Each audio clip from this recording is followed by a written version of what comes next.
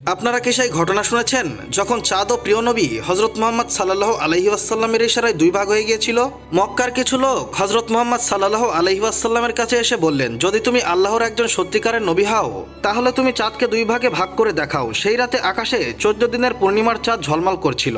হজরত মোহাম্মদ সাল্লাল্লাহু আলাইহি ওয়াসাল্লাম বললেন, যদি আমি এটা করি তাহলে কি তোমরা ঈমান আনবে? তারা বলল, হ্যাঁ, আমরা অবশ্যই ঈমান আনবো। তারপর আল্লাহর প্রিয় রাসূল সাল্লাল্লাহু আলাইহি ওয়াসাল্লাম তার পবিত্র আঙ্গুল দিয়ে চাঁদের দিকে ইশারা করলেন, আর চাঁদ সাথে সাথেই দুই ভাগে বিভক্ত হয়ে গেল। এক টুকরো পূর্ব দিকে গেল, অন্যটি পশ্চিম দিকে।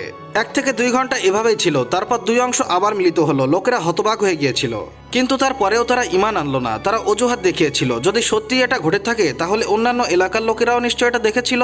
কয়েকদিন পর যখন বাইরে থেকে ভ্রমণকারীরা এসে পৌঁছালো, তারা সবাই সাক্ষ্য দিল, হ্যাঁ, আমরাও চাঁদকে দুই ভাগ হতে এবং জোড়া লাগতে দেখেছি। কিন্তু হায় আফসোস, তারপরেও তারা ঈমান আনলো না, কারণ হেদায়েত পাওয়া সবার ভাগ্যে লেখা থাকে না।